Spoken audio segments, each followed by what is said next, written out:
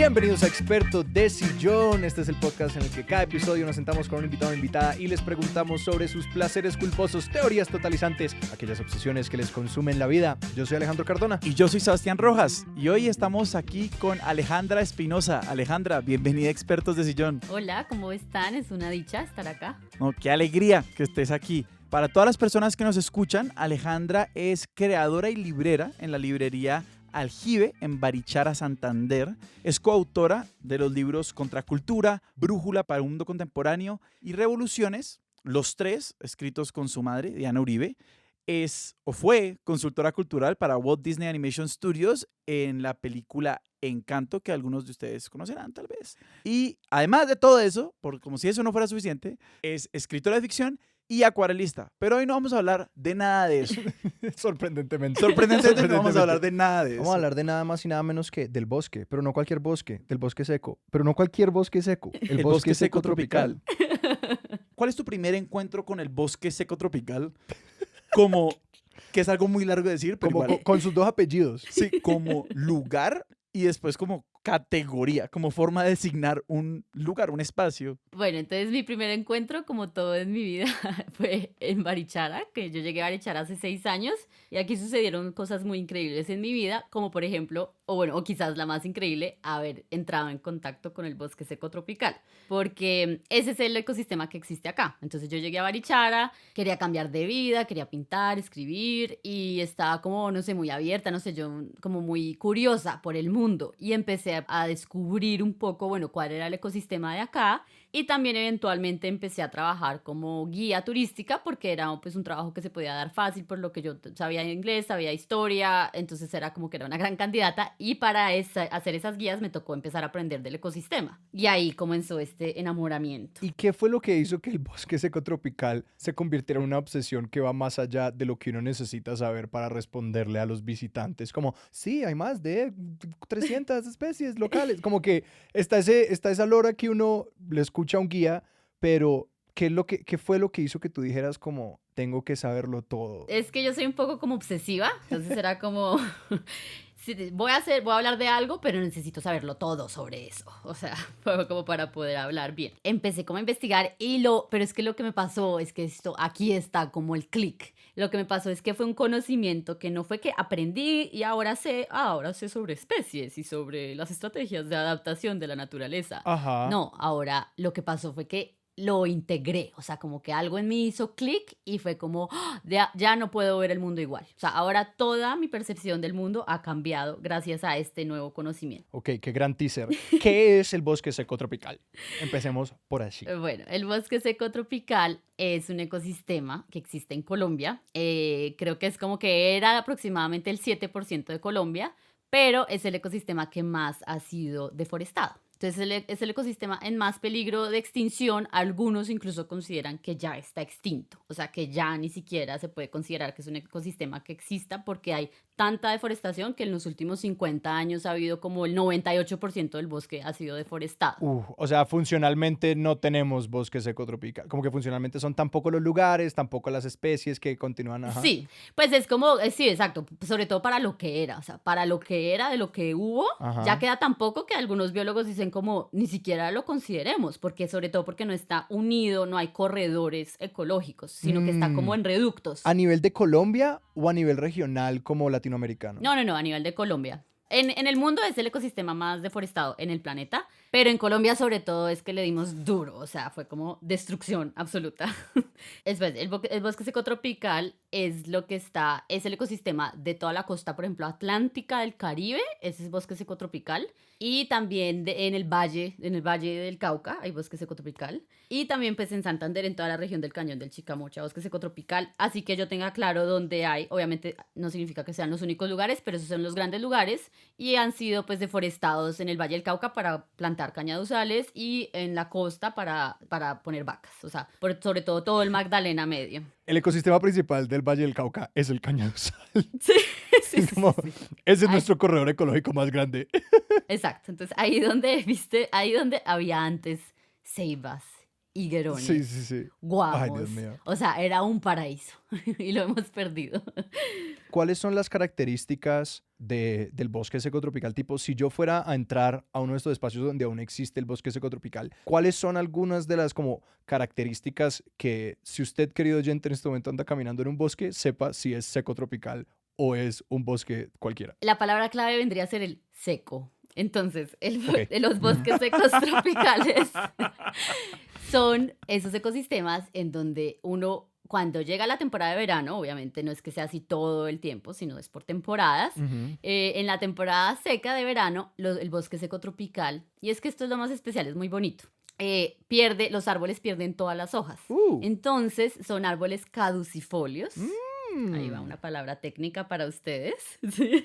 Que eso literalmente es como latín para ¿se le cayeron las hojitas? Exacto, para que se les caen las hojas. Cuyo follaje caduca. Exacto. Entonces son caducifolios, ¿por qué? Entonces lo que pasa es que cuando llega el verano, los árboles, está haciendo tanto calor que hay escasez de agua. O sea, esos son lugares donde no hay Ujú. tanta agua disponible porque no llueve tanto, la sequía es muy dura. Y entonces los árboles no necesitan mucha agua y necesitan mucha energía para tener hojas. Ajá. Entonces ellos resuelven, y esto ha sido como en 40 millones de años de evolución, resolvieron perder las hojas y a empezar a hacer la fotosíntesis a través del tronco. Oh, wow. Entonces, cuando tú estás en un bosque seco tropical, lo que ves es que hay muchos árboles y una densidad de árboles, pero todos están secos. Entonces, eso Ajá. puede llevar a que a que cualquier persona crea, que esto es una de las cosas que también ha llevado un poco a la destrucción del bosque, que el bosque está muerto. Que eso es un peladero. Claro, es un peladero, como no hay árbol, no hay hojas, o ay, se murió ese arbolito. Aquí en Barichara hay una ceiba que sembraron hace 300 años y como que ella es caducifolia. Y hay veces hay gente como, no, eso hay que tumbar esa ceiba porque ya se le cayeron las hojas. Entonces eso es como no entender que no, que estamos Total. en verano y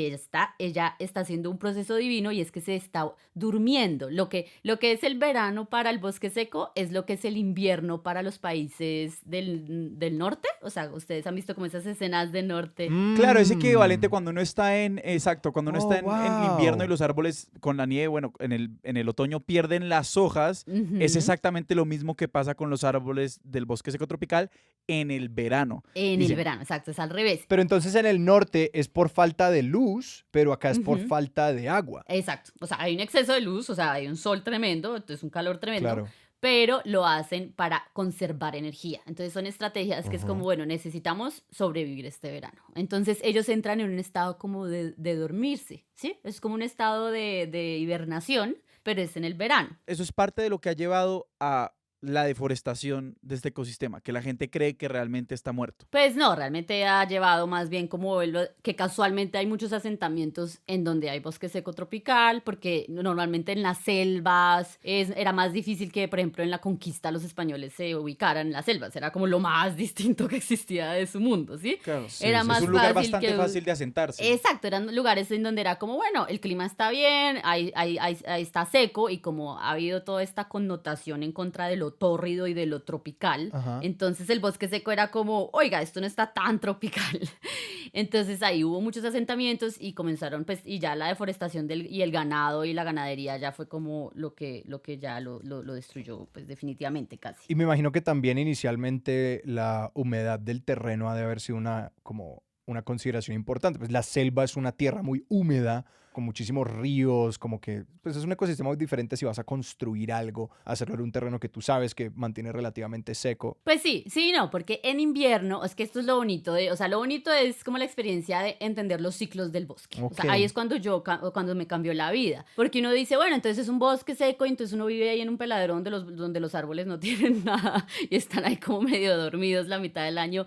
Pero lo bonito es cuando llega el invierno. O sea, cuando empieza la época de lluvias, el bosque seco florece de una manera porque tienen que aprovechar todo el agua que hay en un tiempo muy limitado, en un tiempo muy corto. Entonces, toda la estrategia de las especies de que llegan las lluvias, entonces eso fue lo que más me conmovió viviendo en Barichara. O sea, empezar a saber y a entender los ritmos de la tierra. Entonces yo estaba empezaban a salir las hormigas, por ejemplo. Entonces empiezan a florecer, todos los árboles florecen, todos los árboles empiezan a dar fruto cuando llega el invierno. O sea, es como que empiezan las primeras lluvias y el ecosistema entra en overdrive. Como que necesitamos crecer lo que haya que crecer, multiplicarnos lo que haya que multiplicarnos, o sea, reproducirnos lo que haya que reproducirnos. Entonces ahí está todo el cuento de las hormigas culonas, que ustedes saben que en Santander las hormigas culonas se comen, ¿cierto? Que Santander es famoso por eso. Sí.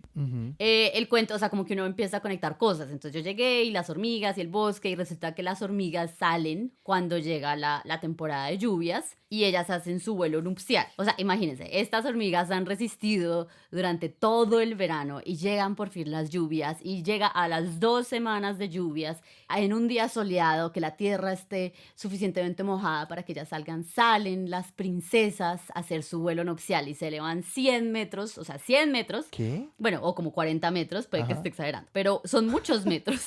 Muchos metros. en Un todo metro caso, para una exacto. hormiga es increíble. O sea, A mí 2 metros de vuelo me parece mucho. O sea, para ser honestos.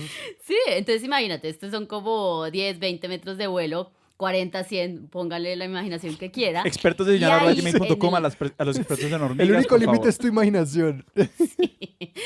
Entonces ahí en el cielo hacen el vuelo nupcial y entonces los príncipes de los otros hormigueros llegan y se aparean con las princesas y inmediatamente los príncipes ¿En el aire? en el aire. Es un vuelo, ¿Qué? es como lo más romántico del mundo. O sea, van y vuelan. Las hormigas desprenden alas y vuelan Ajá. para reproducirse. Y ahí ellas se hacen el amor en el cielo Oh, por Dios. hasta 8 veces. Un matrimonio de conveniencia que también puede existir entre las hormigas. Sí, no, y de hecho son polígamas porque hacen el amor hasta 8 veces con 8 príncipes distintos. Una hormiga con 8 príncipes. Una hormiga con 8 príncipes. Inmediatamente los príncipes mueren. O sea, los príncipes en el mundo de las hormigas solo sirven, como en muchos otros mundos del reino animal y de insectos, solo sirven para follar y preñar a las mujeres y inmediatamente mueren. De desamor. De celos. Sí, quizás. Mueren de Totalmente celos. sí. De celos. De masculinidad de celos. tóxica. De nuevo, expertosdesillon@gmail.com. El único límite es tu imaginación. Aquí somos solo rigor en la ciencia de las hormigas. Exacto. Y todos los biólogos que escuchen esto van a decir, ay Dios. Pero bueno, entonces ellas bajan, o sea, la princesa que ya está fecundada, baja, o sea, llega, vuela y llega hasta la tierra y ahí ella está sola. O sea, ella lleva toda la vida, su vida como princesa ella ha estado en un cuartico en donde la acicalan, en donde está con sus hermanas. Practicando arpsicordio. Perdón, me voy a detener. O sea, tengo que parar en algún punto. Y ahí ella, ahora, en su vuelo nupcial, llega y aterriza y cava un hueco y entra y se prepara un saloncito para ella y se desprende las alas y detrás de sus alas, o sea, donde ella tiene las alas, está almacenada una grasa que va a ser lo que la sostenga durante el tiempo en que ella viva hasta que produzca el hormiguero. Y inmediatamente ella vomita el hongo porque, oh sorpresa, adivinen una cosa increíble, las hormigas no solo comen hojas. Esta yo sí me la sabía. Entonces Ay, no. ellas lo que comen es un hongo, ¿no? O sea, ellas tienen un hongo dentro del hormiguero y lo que están haciendo es traer las hojas, pero es para alimentar el hongo. Y luego de comen ese hongo, sí. Exacto, porque no se ha puesto a pensar como, ¿por qué no se lo comen ahí? O sea, ¿por qué no se comen mi jardincito ahí mismo? O sea, ¿por qué se lo tienen que llevar? Claro, porque uno ve la hilerita de hormigas que están llevando la hojita y uno dice, se lo pueden comer ahí, o sea, ahí también se puede comer, pero no, se lo tienen que llevar para casa. La hormiga reina dice, Ajá. tenemos un hongo perfectamente bueno en la casa porque vamos a comer por fuera. Exactamente. Exacto, porque en la casa En la casa hay hongo. los está esperando, sí, los está esperando el hongo. O sea, ellas en realidad están llevando las hojas hacia el hongo para que el hongo se alimente. Ellas también comen un poquito de hojas, pero también sobre todo comen hongo. Entonces, esa relación, bueno, para mí, por ejemplo, este tipo de cosas me abrieron el cerebro. O sea, me estallan el cerebro. Como uno cree que el mundo es de una manera y que las hormigas Claro. se comen las hojas. Y resulta que hay todo un universo que existe, hay un hongo y que esto es una relación de mutualismo en donde ambos han como evolucionado para necesitarse mutuamente. Entonces, bueno, todo esto sucede durante años y ya como al tercer, cuarto año ella pare las princesas y las princesas se preparan para salir a su vuelo y que siga el ciclo de la vida. Y empieza todo otra vez. Sí, cuando ellas salen a volar es cuando están humanos, que antes eran los guane, los indígenas que vivían en toda esta región, cogiéndolas. O sea, cuando ellas salen a volar, ahí es donde las cogen. Y por eso es que se comen las hormigas culonas, cuando ellas salen del hormiguero en ese vuelo nupcial. Y salen muchas entonces. Salen muchísimas porque obviamente por evolución ellas o sea, es como vamos a mandar millones y que corone una. Esa es la estrategia de las hormigas. Como los narcotraficantes. Sí, un poquito. ¿Qué otras especies como insignia de departamentos como Santander también están relacionadas con el bosque seco? ¿Es solamente la hormiga culona o hay otro, como todo, realmente todo lo que uno piensa cuando piensa en animales de esa zona del país, todas tienen que ver con el bosque seco tropical? Pues aquí sí, hay animales que se encuentran en otros ecosistemas, entonces están, por ejemplo, las zarigüeyas, los faras, que son súper bonitos, que son, de hecho, marsupiales. Por ejemplo, todo el planeta piensa que son roedores y que son feos y que son ratas gigantes, pero, oh sorpresa, es nuestro marsupial americano. ¿Las zarigüeyas son las chuchas? Sí, las chuchas. Entonces, los faras, los puercoespines, los picures, todos son animales del bosque seco y ellos desarrollaron hábitos nocturnos para huir del sol, por ejemplo. Claro. Entonces, por eso todos esos animales son nocturnos, para aguantar como el tiempo de sequía. O sea, realmente el bosque seco tropical, escuchándote hablar, pienso que es como un secreto muy bien guardado en dos sentidos, ¿no? O es algo que que en un sentido uno podría leer como es algo que se guarda para alguien que realmente esté dispuesto a afinar la mirada para apreciar la vida que en él existe, porque por un lado está el tema del verano, ¿no? Que lo que tú nos contabas pierde sus hojas y solamente pues los que tengan la paciencia para esperar hasta el invierno o la sensibilidad para esperar hasta el invierno ven esa vida, y por otro lado está el tema de la división día y noche, que uno pues en el día no ve tantas especies o tantos animales por ahí funcionando, mientras que es en la noche donde el bosque realmente vive, en un sentido. Sí, es de paciencia, pero también es de... O sea, a mí también me parece muy hermoso saber que un árbol no tiene hojas no porque esté muerto, sino porque está en estado latente. O sea, a mí esa idea me parece perfectamente poética, como que él está ahí aguantando. Está aguantando ese verano. Pero a mí sí me produce algo de angustia que personas locales digan como, no, sí, el arbolito ya hasta ahí fue que dio, es hora de cortarlo. Como que es un poco angustiante pensar como en lo que se puede perder a partir de esa falta de comprensión, y que me hace mucho pensar en cómo, no sé, digamos, yo siento que por ser de un país tropical donde la mayoría de nosotros como que nuestra vida no se ve impactada por el cambio de las estaciones, por como la temporada seca, la temporada húmeda, y yo solía bromear como que Colombia no tiene estaciones de ningún tipo, como pues explicándole a las personas como que conocía del norte global, que lidiaban con invierno, que lidiaban con verano y que como que organizaban su vida de una manera muy diferente.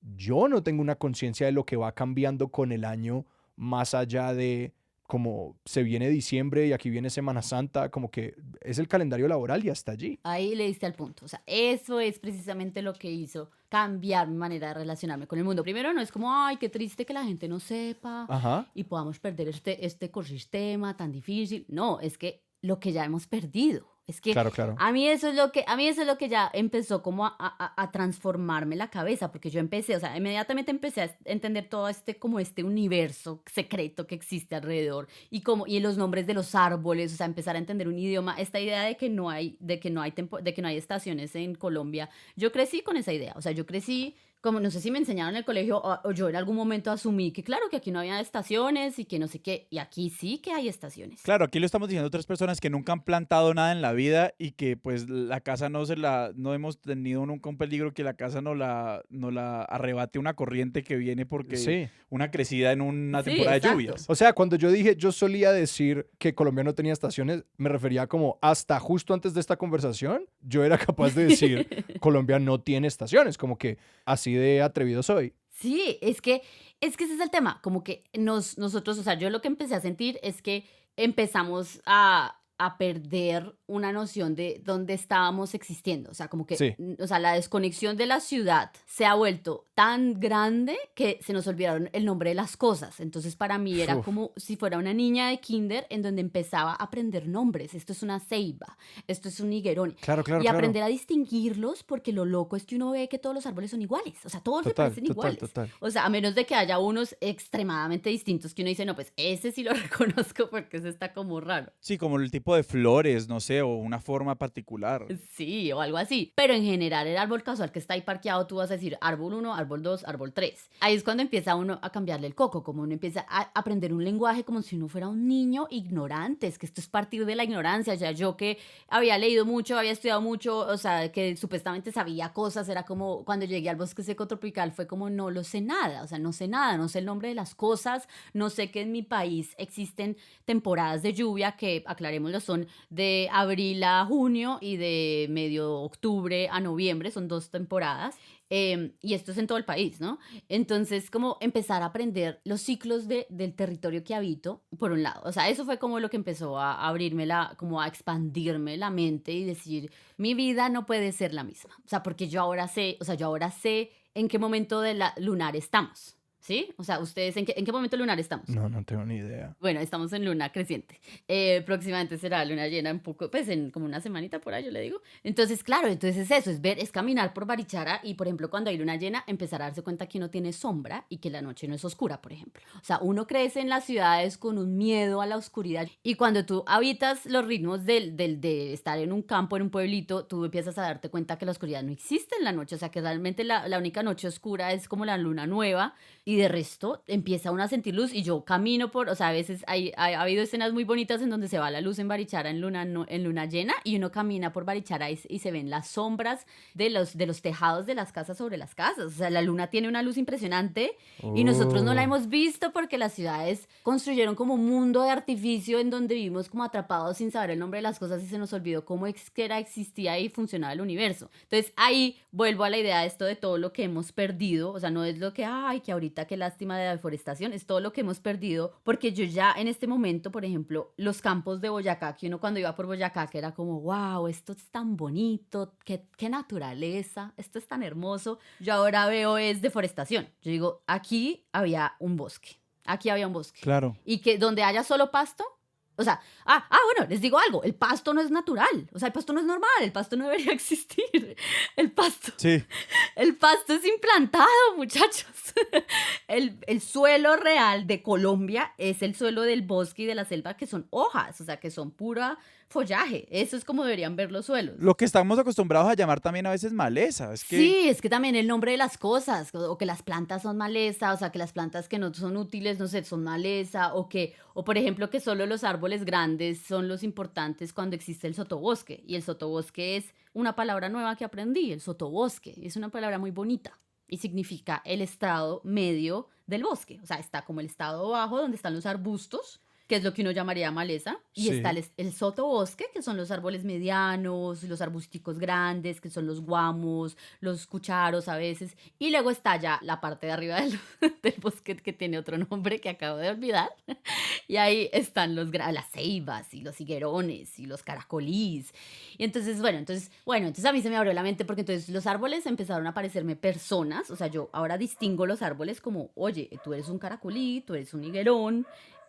los veo todos únicos e indivisibles y ahora estos paisajes de verdes praderas me parecen artificiales y yo pienso, aquí hubo un bosque de niebla, Uf. aquí hubo esto. Claro, porque reconocer el bosque es empezar a ver dónde No hay. ya no está. Ver su ausencia en tantos lugares. Exacto, ver su ausencia por doquier. Pues un potrero es una tragedia. Claro. Ajá. Y en ese sentido, de lo que estás diciendo un poquito es también como el colonialismo ecológico, si lo podemos llamar así. Es como cómo queremos reproducir ciertos paisajes que no son nuestros paisajes. Absolutamente. O que también se nos imponen, pues por otro lado, pues porque volvemos al tema de el bosque seco tropical, en parte está altamente deforestado porque pues fueron los primeros asentamientos, porque cuando llegan los españoles aquí dicen, no, pues esto es lo que es menos frondoso, más civilizado y más domesticable. Sí, entonces lo que pasa es que, por ejemplo, en mi vida diaria yo camino, o sea, por ejemplo, a veces cuando voy a Bogotá, voy a un parque, no sé. Entonces uno puede llegar al parque y decir, uy, qué rico un parque. Y se sienta en el Prado y dice,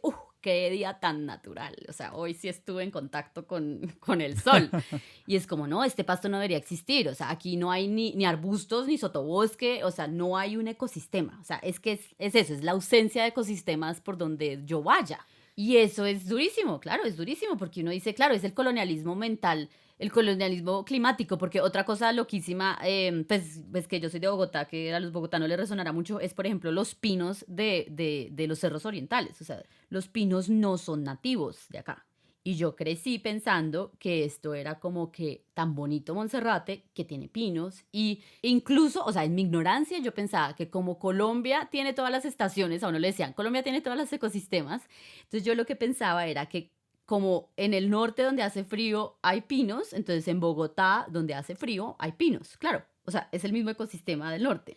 Y pues no, resulta que los cerros eran un ecosistema nativo que fue completamente destruido para construir Bogotá y que incluso en los 70s eso era un peladero tremendo. O sea, si uno ve fotos de Bogotá, eso era el peladero del año. Y que luego algún genio, perdón si ese genio está vivo, pero oye, eres un genio con muchas comillas, algún genio, decidió que había que plantar pinos. O sea, que había que reforestar, pero con árboles que no son nativos y que además dañan los suelos porque crean una capa muy grande, porque las raíces de los pinos son terribles, entonces no generan bien la absorción del agua, entonces producen sequedad. En eso es que hay animalitos, claro, es que los animales también se adaptan mucho, o sea, también la resiliencia de la naturaleza Ajá. es tremenda para todo lo que hemos sido de infames. Entonces sí, ahí hay animales, pero no están los animales nativos que uno encuentra acá en el bosque seco, por ejemplo, que eso fue otra cosa bonita, empezar a ver cuáles son los animales nativos de acá, o sea, cuáles son los animales que viven en el territorio de uno y no los animales de los cuentos occidentales, Sí, sí, sí, sí, que, sí. como el zorro, sí, como el lobo, es como, no, pues hablemos de las faras y de los puercoespines, y, o sea, hablemos de eso es como lo nativo. No por ser un disco rayado, pero yo le creí mucho tiempo a la televisión y al cine y como que yo guardaba muchas cosas para entender cómo funcionaba el mundo y como que uno se va dando cuenta de cómo, pues si uno no hace ese esfuerzo de activamente como de construir y criticar y analizar qué es lo que uno ha absorbido, pues uno sencillamente se queda viviendo con esas ideas. Total, ¿no? Pues es que la poesía le está cantando a pinos y a cipreses. Ajá. ¿Y dónde están los caracolíes, los higuerones? Es como, o sea, es como por todas partes. Es como que descubrir este ecosistema fue como, wow. O sea, ya sé en qué país vivo, porque antes no tenía ni idea. O sea, antes estaba viviendo en una ficción. Y no solo en qué país vivo, sino en qué país, o sea, en qué destrucción vivo, porque ahora es imposible para mí no ver la destrucción. Has conjurado muchas imágenes hasta ahora que son como bastante poéticas, como por ejemplo esa misma de como la carne viva de la tierra, o lo poético de entender el bosque como ese potencial o esa latencia cuando no tiene hojas. Y a mí sí me causa curiosidad porque pues vos sos literata, ¿no? Vos estudiaste literatura y escribís y pues llegaste a Barichara, no sé si por accidente, huyendo de, queriendo un cambio, o sea, este viaje o esto que vos ves en el bosque y el viaje de descubrir el bosque, ¿cómo resuena con lo que fue tu propio viaje de llegar y de quedarte en Barichara? Sí, pues yo vine a Barichara como si, como cambiando, quería cambiar de vida, quería irme de la ciudad, estaba un poco mamada, algo en mí intuía que me gustaría la vida de pueblo. Y porque nunca había ido a un pueblo, o sea, yo era la mujer criada, o sea, la más citadina, o sea, todo era citadino, o sea, o sea, mi familia no vamos a decir que nos fuimos de camping de chiquitos, no, esto nunca sucedió, o sea, yo salí como del encierro absoluto a la libertad. Y claro, eso fue lo que yo sentí en Barichara. O sea, yo llegué a Barichara y fue como que florecí y me sentí y empecé a sentir lo que era la libertad. Entonces, claro, como descubrir el ecosistema y lo que me rodea también me dio como, sí, como esa sensación de infinito, como de grandeza de la naturaleza, como que había algo, claro, había algo más grande que yo, ¿sí? O sea, ahí es cuando uno llega en ese momento de Alcohólicos Anónimos, en donde se tiene que ceder a un poder más grande que tú. En este momento estoy dándome cuenta de cómo me volví espiritual en el momento en que entendí como la grandeza del ecosistema, y la grandeza del ecosistema viene de la mano de la estupidez humana. O sea, ahí empecé también como a menospreciar un poco la inteligencia humana, porque nosotros nos preciamos de ser como estas grandes mentes que construyen y que hacen cosas fantásticas y desafían todo. Pero si tú piensas, hay muchas cosas que están mal hechas como por o sea, como que nos complicamos extra. Entonces, hay una anécdota muy bonita que me contaba un amigo que se llama Eduardo Villarreal. Él vive en Tinjacá, en una finca divina, con su vaquita, su señora Dilma, o sea, ellos son divinos. Entonces Eduardo decía una imagen bellísima que yo me quedé así como, y pensaba hoy en decirles esta imagen, o sea, que esta imagen debe ser compartida. Que él un día se levantó porque se quedó sin agua o algo así, entonces se fue a arreglar como la motobomba, entonces fue y como que arregló la motobomba, entonces luego como que fue a arreglar el tanque, pero entonces le faltaba un tornillo, entonces luego le tocó como bajar hasta Ráquira por el tornillo y luego subió y no sé qué, o sea, hizo como una semana de trabajo así muy duro, un trabajo en el campo como para lograr que, como poder tener agua, y cuando él se volteó a mirar vio que el río estaba corriendo tranquilamente, ¿sí? Entonces él se quedó mirando el río y dijo como, oiga, o sea, al río nadie lo tiene que levantar a empujar en las mañanas para que dé agua, ¿sí? En cambio, la civilización humana se basa en levantarse para empujar, para animar cosas que no están animadas y es como un sobreesfuerzo. Es como que no pensamos inteligentemente. Entonces, por ejemplo, cuando yo estoy en un lugar con aire acondicionado, a mí eso ya me enloquece. O sea, yo ya como que no lo tolero. Porque cuando yo estoy en un lugar con aire acondicionado, yo pienso, esto no es una ventaja de la ciencia o de la tecnología que nos inventamos el aire acondicionado para no sentir calor. Esto es que Sí, estas casas están mal diseñadas porque empezamos a poner concreto sí. donde podíamos haber hecho casas con tierra y donde no sabemos cuáles son los materiales naturales de esta región. Entonces estamos construyendo edificios Ajá. para encerrarnos e inventarnos cosas para no sentirnos menos encerrados como el aire acondicionado, cuando en realidad, si no sé, si tú construyes en tapia, por ejemplo, como son las casas en Barichara, la tapia lo que hace es que durante el día que hace mucho calor, la tapia, como es tan gruesa, no permite que el calor entre. Y cuando llega la noche, Ajá. él suelta el calor, o sea, suelta el calor del día. Entonces, en el día las casas son súper frescas y en la noche son cálidas. O sea, entonces, la arquitectura, o Ajá. sea, nosotros sí tuvimos este conocimiento de construir inteligentemente según el territorio en el que habitamos, pero lo perdimos. Entonces, ahora nos inventamos cada vez como artificios más grandes para lograr solucionar los problemas iniciales y en realidad como que, o sea, como Ajá. que lo que la naturaleza es perfecta en sí, o sea, no teníamos que hacer nada,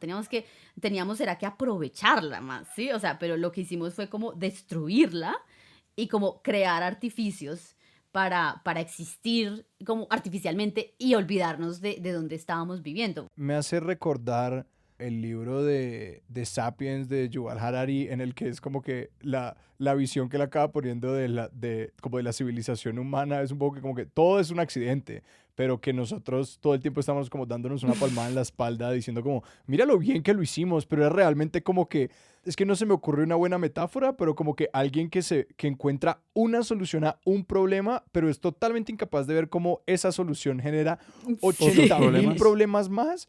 Y si hubiéramos tenido como la capacidad de decir como de convivir con nuestra situación y de no intentar como manipularla por completo, habríamos podido sencillamente como estar en balance, estar bien como con la situación, en lugar de como creer que nuestra agencia es infinita y que no tiene costos, intentar cambiarlo todo. Sí, y no solo es esto de como las decisiones que tomamos que generan más problemas, sino incluso como por decisiones bobas iniciales tenemos que empezar a pensar en 1000 decisiones más Ajá, que nos ajá. hubiéramos podido ahorrar si hubiéramos, por ejemplo, o sea, ¿qué pasa, por ejemplo? O sea, por ejemplo, no sé, como Bogotá que está construida en un humedal, o sea, como todas las inundaciones que hay o todos estos problemas que hay, es como, yo tengo una idea gigante, ¿por qué no construimos encima de un humedal? Sí. ¿Sí? O sea, como cosas así, o como, por ejemplo, aquí en Barichara hay muchos problemas de escasez de agua y es como aquí hay corrientes de agua subterráneas y había quebradas y hay cosas y entonces construyeron el acueducto y taparon los aljibes, o sea, la gente tapó los aljibes que había en las casas para tener agua al acueducto porque eso era la modernidad. Es como, tengo una idea genial para que hoy no haya desabastecimiento.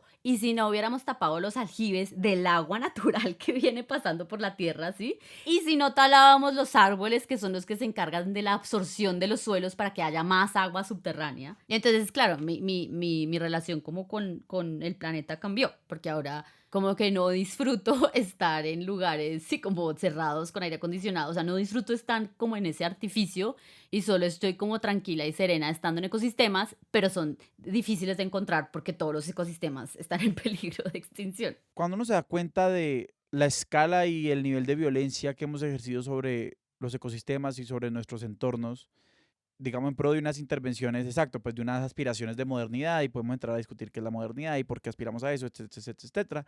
Pero una vez que nos damos cuenta de la cantidad de intervenciones de las que estamos rodeados, ¿sí? Y de pronto una vez que nos damos cuenta de, no sé, lo bien que serían otras vidas o lo bonito que estaría como que no hubiéramos hecho tanto Sí. daño, ¿cómo relacionarse con la idea de que todo está intervenido, ¿no? Porque pues vos tenés que, no sé, ir a una ciudad de vez en cuando y tenés que encontrarte en un lugar con aire acondicionado. Y me imagino pues que tiene que ser muy angustiante si eso solamente le genera a uno angustia. O sea, ¿cómo es tu negociación con las intervenciones que nos rodean? Sí, pues eso es muy difícil, porque, claro, porque es como, sobre todo que además esas intervenciones es como el mundo en el que vivimos. Y entonces es como, bueno, pues no puedo escapar del mundo. Y pues muchas cosas también están bastante bien, ¿no? O sea, como que muchas también le han Claro, permitido, no claro, sé, a sí, muchas sí, sí, sí. personas Pues el literalmente internet, vivir. para que Aquí hablemos, no vamos a decir rompan para todo. que hablemos en este instante Sí, sobre exacto. esta conversación importante. No, yo no soy antitecnología.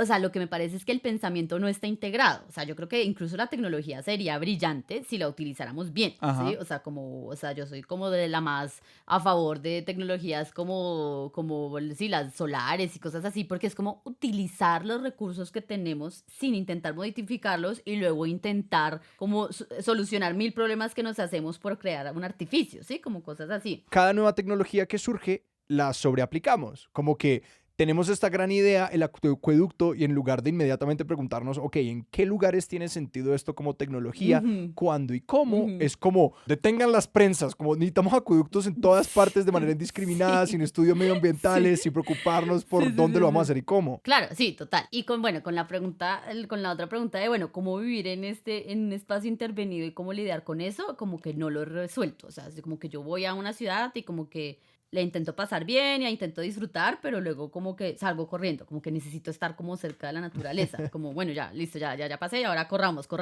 Pero obviamente a donde yo vaya encuentro que la naturaleza está intervenida o que están talando árboles sí, o que van a construir más o que van a construir mal. Y entonces me pesa, pues sí, es una pesadumbre, pero pues yo siento que es una pesadumbre a la que quizás todos deberíamos llegar para poder entender a un nivel real como lo que significa el cambio climático, como que siento que nunca Claro. vamos a entender qué es el cambio climático si no entendemos como que los árboles tienen nombres, ¿sí? Si no tenemos una relación real como con las cosas que nos rodean, entonces todo es demasiado abstracto y entonces pues no, pues tiene que ser vivencial y ahorita yo lo vivo y eso no significa que yo no, Mm. o sea, que yo sea zero waste, o sea, yo obviamente intento ser lo más como ecológica posible, pero pues, o sea, obviamente utilizo, no sé, estoy utilizando luz que implica un montón de recursos, o sea, no me niego a eso. Claro. Pero me pregunto, bueno, si yo tuviera una casa, ¿cómo voy a construir esa casa para que no sea tonta? No sé, uno se apesa, o sea, es una carga, o sea, cargo con este conocimiento. Sí, es mamón saber Es sobre... mamón, es mamón saber, es mamón sentirlo, es que ni siquiera es que lo sepas, que ya lo siento. Y esa angustia hay que vivirla. O sea, yo creo que parte, no sé, de uno de los retos pues, no sé, vivir en medio de la crisis climática es que hay una cantidad de emociones que acompañan, pues, exacto, la conciencia de estar ahí. O sea, y como la angustia es parte integral de eso. Sí, como que la angustia también genera la acción. Por eso también pues tengo esta idea del bosque, tengo esta idea de, bueno, de yo quiero hacerme una casa que sea diferente, donde yo pueda sentirme en paz y sentir, bueno, yo al menos yo ya hice esto, o sea, yo lo puedo hacer. Pues les puedo contar a ustedes sobre esta charla para que algunas almas por ahí se conmuevan y digan, voy a averiguarme los nombres, voy a averiguarme en qué ecosistema vivo y cómo están y cómo se llaman los árboles que me rodean. Pero también, pues tengo una librería y tengo toda una sección sobre cambio climático y ahorita me llegó un libro que decía como, ¿cómo sobrevivir al fin del mundo? Como, ¿qué hacer cuando sabes que el mundo se va a acabar? No, Voy a leerlo, está de primeros en mi lista. no, Porque y es lo de que hecho, necesito. pues no sé, volviendo un poquito a la anécdota de los pinos, creo que parte de esto de cómo conocer el territorio que uno habita, pues con ciertas ideas de lo autóctono o lo nativo a ese entorno, pues también es importante para, en este momento en el que, pues, no sé, quisiéramos crear más vida, pues para, digamos, crear vida que sí vaya con esos entornos, para no ir a plantar pinos donde no hay que plantar pinos, ¿no? Claro, sí, claro. Que no es solamente como que conocer la vida para tener conciencia que la estamos perdiendo, sino para poder reproducirla cuando tengamos la oportunidad. Y eso me lleva a la pregunta por tu librería, porque en un sentido, pues parte de lo que hemos conversado hoy es un poquito como que nuestra relación con la naturaleza también está determinada o atravesada por los relatos del paisaje y de la Ujú. naturaleza que nos encontramos, ¿no? De leer sobre zorros y vaquitas Holstein y praderas que nos llevan a querer reproducir eso en Colombia, pues cuando, pues amigo, pues es que eso es Suiza o la Selva Negra de Alemania. Y por eso te quería preguntar por, pues uno del relato que escribimos activamente, que publicamos y de los relatos que digamos, ponemos a disposición de otras personas pues cómo podemos empezar a transformar eso. O vos cómo has, digamos, asumido eso como librera y como escritora también. Pues sí, yo creo que como hay que asumirlo como al menos dándose cuenta y volviéndolo como algo como personal, ¿no? Como decían las feministas de segunda ola, lo personal es político. O sea, como que si yo personalmente me empiezo a ver afectada, o sea, y como que cambio mi propia perspectiva de las cosas, puedo hacer pequeños cambios. O sea, yo no estoy diciendo que esto vaya a llevar al cambio y a la panacea y a que todo el mundo ya se logró llegar a las energías renovables en un día, pues no, obviamente no va a pasar. Pero sí creo que no viene de más que uno empiece a conmoverse, empiece a averiguar el nombre de las cosas, empiece a salir a caminar, por ejemplo, como camine un páramo, para que le importen más los páramos, para que el páramo no sea una idea abstracta que más o menos supiste y más o menos no te enseñaron qué era lo que hacían. Es que también venimos de un conocimiento muy fragmentado, en donde no entendemos cómo todo está integrado. Ajá. Y obviamente pues somos seres egoístas y necesitamos que sea algo que nosotros incorporemos como desde la experiencia para que nos importe, porque si no abstractamente es demasiado difícil para nosotros hacer algo o motivarnos por algo. Pues la librería también es como a este territorio en donde yo estaba completamente asombrada, en donde yo estaba feliz, en donde yo estaba llegando y sintiendo como, uy, puedo conectarme con un territorio, con una historia, con una gente, con un ecosistema.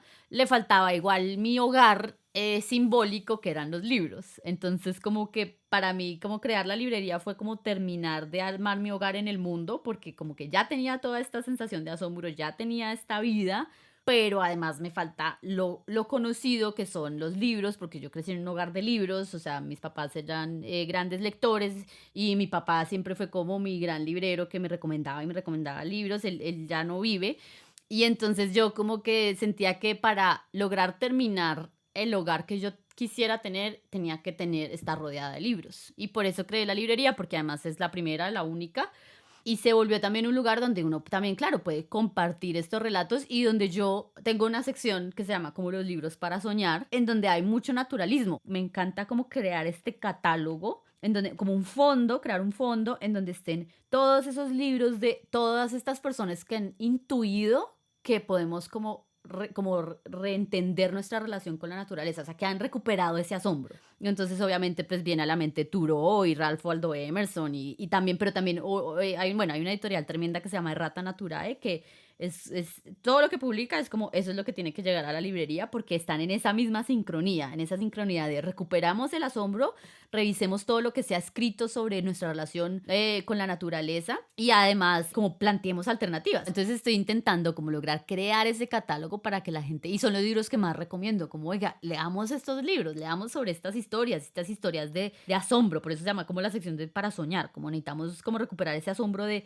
sentir que estamos conociendo otra vez el mundo por primera vez. Y también me gusta mucho la historia de las ideas. Cuando tú estudias las historias de las ideas, también te das cuenta que la manera en que tú percibes la realidad realmente no es natural a ti, sino es una construcción que viene de muchos siglos, o hay veces de pocos siglos, hay veces de pocos años, y que a ti te parece que el mundo es completamente normal y que así fue y que así naciste y que ese ha sido el mundo siempre. Y lo bonito de saber historia y de saber y de leer libros y entender esta historia de las ideas es que uno se da cuenta cómo una idea va germinando, porque primero vienen de los libros y segundo porque ahí es cuando uno dice, pucha, si estas son las ideas que tenemos ahorita, pues podemos cambiarlas. O sea, son construcciones humanas. Creemos, no sé, uno siempre nace con la idea de que el mundo está acabado. Y es como, no, está cero acabado. Sí. Y es una falacia tan difícil de escapar, esta idea del como el punto final, de como que nosotros creemos que estamos en el punto de llegada de la historia. Porque todo era para que llegáramos aquí, a este momento, sea un comienzo o un final, pero no somos capaces de verlo como,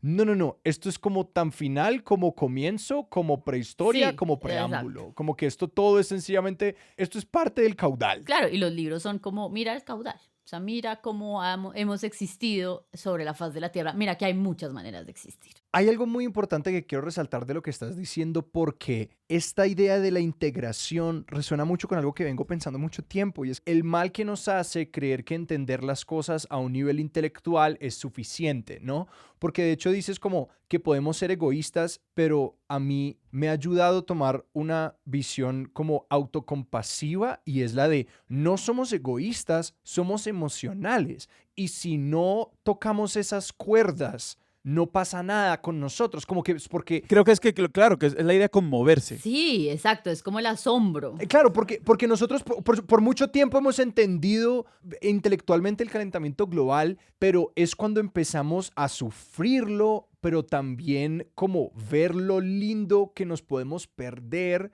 como ver lo que hay, como amar lo que hay para preservar. Ahí es cuando como que nos sentimos activados, porque yo creo que nosotros como cultura constantemente desconocemos cómo somos seres como motivados por las emociones, como que Sí. creemos que si tan solo decimos las cosas correctas, y que creo que esto va naturalmente pues sobre el cambio climático y la deforestación y todas estas ideas, pero que también a mí se me ha hecho muy útil reconocer eso como al nivel emocional y del cambio social. Entonces, no sé, todo esto es como para promover esa visión de cómo tratémonos bonito y démonos la oportunidad de conmovernos con estas cosas, porque no solamente se trata de responsabilidad, sino de como es muy hermoso, como que entrar en contacto con la naturaleza es una chimba. Entonces como que no es solamente ir para generar responsabilidades, porque en el proceso vas a como ver lo increíble que es el mundo. Sí, no, yo lo que creo es que es la capacidad de asombro. O sea, como nuestra capacidad de asombro no tiene Ajá. límites. O sea, la capacidad, que ahí viene la conmoción. O sea, cuando yo llegué aquí, yo estaba asombrada por el mundo. Y eso,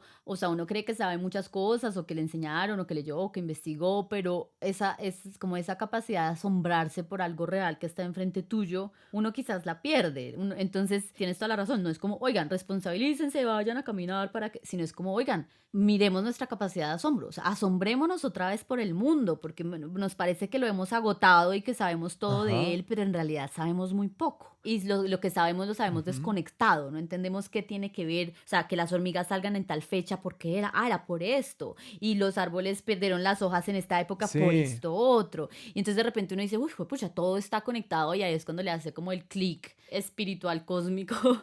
Y también sí siento que para recuperar la capacidad de asombro tiene que ser también vivencial, o sea, uno tiene que mover su cuerpo y llevarlo a otro contexto y a otro lugar, porque o sea, no te vas a lograr asombrar sencillamente por saber las cosas desde el intelecto, o sea, tienes que ir a tocar las cosas, a mirarlas, a sentirlas, o sea, como que implica también un salirse del cascarón y quizás ponerse en una posición incómoda si, por ejemplo, a uno no le gusta viajar o le gusta viajar con más comodidades, pero para llegar como a ese momento en que uno dice, uy, pucha, el mundo es hermoso, como si lo estuviera viendo por primera vez. Es que siento que la ciencia lo que ha logrado es que ha construido un conocimiento muy, muy completo del universo, pero es un conocimiento que está como desestructurado de nuestra vida diaria, como que no nos importa, ¿sí? Como que no nos afecta totalmente, personalmente. sí. Pero entonces cuando logramos coger este conocimiento como relacional, que era lo que tienen las comunidades indígenas, y que yo existo solo en relación a lo otro, ¿sí? Entonces como que mi conocimiento sobre lo otro viene por mi relación con ese otro. Claro. Cuando uno llega como a eso, llega al asombro otra vez. La Alejandra que llegó de Bogotá es otra. O sea, como que ella ya no existe porque mi asombro me volvió otra persona. Quizás más compasiva, quizás más feliz. Yo sí creo que sobre todo en un mundo donde estamos conectados en la escala en la que estamos, los relatos sí cumplen un rol fundamental en ayudarnos a conmovernos, pues porque no podemos tener una experiencia directa de todo. Pues yo no puedo entender la vida de muchas personas diferentes a mí, pues porque no puedo vivir esas vidas, pero puedo leer sobre ellas y conmoverme. Sí, y así, no sé, construir un repertorio de empatía que me ayude a conectar. Y te tengo que hacer la pregunta por encanto, realmente, Alejandra, porque vos estuviste involucrada en lo que puede ser uno de los ejercicios de creación de idea de nación, pues que seguramente van a ser muy importantes en los próximos años en este país. O sea, porque mal que bien, mucha gente se va a ver reflejada en esa película y va a pensar sobre su país. Y yo sí quiero saber esta experiencia con un ecosistema, digamos, tan silenciado como el bosque seco tropical, ¿cómo afectó la mirada que trajiste al momento de producir un relato, pues que sí tiene aspiración de ser un relato de nación? Con encanto, claramente, ya llegaste al secreto. O sea, ese es el secreto. ¿Por qué me eligieron a mí? O sea, ¿por qué yo? Porque yo tenía ese asombro. O sea, es gracias al asombro que yo tengo en Barichara, y con el que cuento los relatos, y con el que contaba el de bosque seco tropical y de la historia y de no sé qué. O sea, como sí, esta emoción, esta sensación de estar viva y de intentar como hilar un relato grandioso, que claramente por eso fue como, oye, ven y sé nuestra consultora, o sea, como que nos encanta tu emoción, o sea, qué chévere que nos emociones. Porque para darle el contexto al oyente, a ti te encontraron porque fueron a Barichara, tomaron una guía y esa guía eras tú. O sea, productores de Disney te encontraron como su guía y dijeron, esta guía está muy buena, que sigamos conversando con ella para la película. Era Jared Ajá. Bush y Byron Howard y Lin-Manuel Miranda, eran los directores y o sea, eran los propios ellos. Y yo creo que yo no hubiera tenido ese asombro si yo no estoy asombrada por el territorio en el que vivo. O sea, es que eso fue lo que me hizo clic. O sea, yo estaba tan asombrada y yo quería contarles todo y las casas y la tierra y la no sé qué. Y por eso también yo trabajé mucho con la casa, con la construcción de casita. Y era la casa, es una casa que está viva y ellos querían que la casa tuviera como que fuera un personaje más. Pero yo inmediatamente que nos conocimos fue como, claro, es que las casas en Barichara están vivas. Porque las casas de tierra están hechas con material orgánico. O sea, es una cosa viva que está ahí existiendo y se comportan. Esto no es una metáfora. Exacto. Esto no es una personificación. O sea, esto no es como un afán, no sé, de antropomorfizar la casa. Es como las casas en Barichara están vivas y si tú te vas de una casa de Barichara, esto siempre me lo cuenta mi amiga arquitecta Natalia Rey, que adoro y que fue la que también me contagió su capacidad de asombros por la arquitectura vernácula y en tierra. Y era como, claro, cuando uno se va de las casas de tierra, o sea, yo me voy de vacaciones, no sé, me voy, cierro la casa, vuelvo y la casa tiene más mugre, hay telaraña, o sea, ya se pone triste.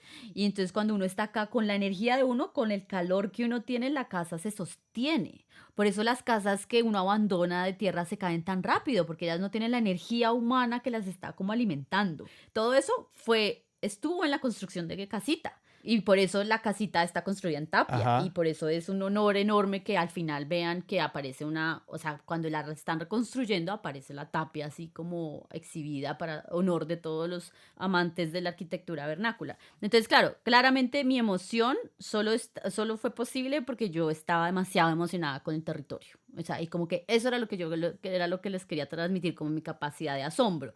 Y claro, y bueno, y con lo como del relato nación, claro, ese era también como mi papel. Mi papel era como, voy a contarles qué es Colombia. O sea, no tengo la respuesta de qué es Colombia, pero la respuesta, pero puedo preguntarnos. O sea, podemos preguntarnos qué es, puedo contarles muchas influencias, puedo contarles muchas contradicciones, o sea, y de ahí vamos construyendo como esta idea de identidad.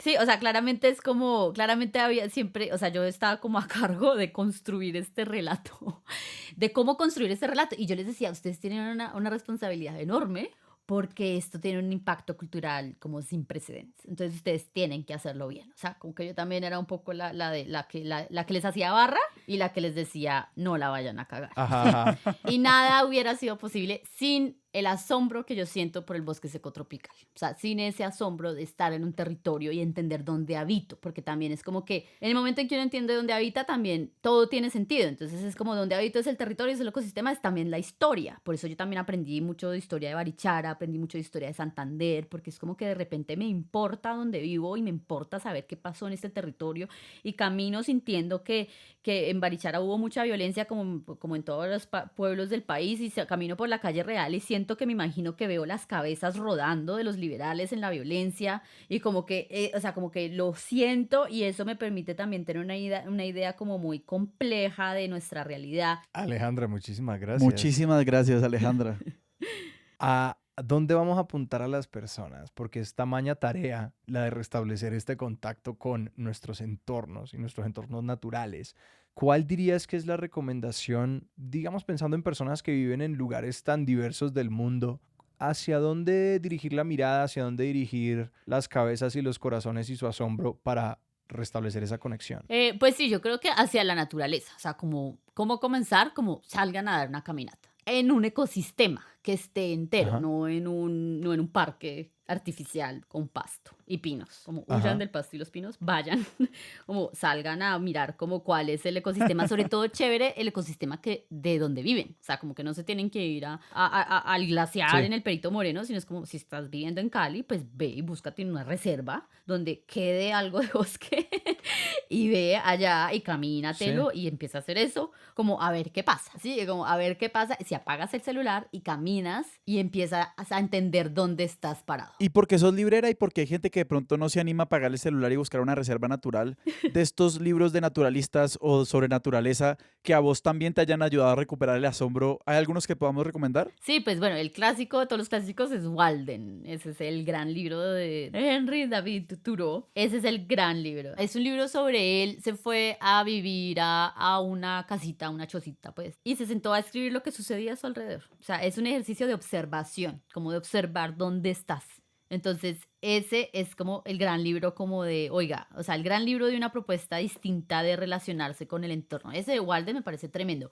Y hay otro libro que se llama El silencio en la era del ruido, que es un libro chiquito, blanquito, que lo publica Tauros, y también es un ensayo chiquitico de un tipo diciendo, bueno, ¿cómo logramos llegar a estar con nosotros y a caminar y a estar en silencio, como hoy en día? Alejandra, de nuevo, muchísimas No, gracias. gracias a ustedes, espero se hayan conmovido, espero que los escuchas se hayan conmovido y salgan a averiguarse el nombre de los árboles. Alejandra, si la gente te quiere seguir a ti, a tus proyectos, a tu librería, ¿a dónde te pueden encontrar? Bueno, me pueden encontrar en Instagram. Si quieren seguirme a mí, mis aventuras es Aljibe, arte, Aljibe con J y B larga, para que sigan a la librería y les recomiende libros y grandes libros que les van a cambiar la vida y les van a abrir otra vez el asombro. Es Aljibe Librería.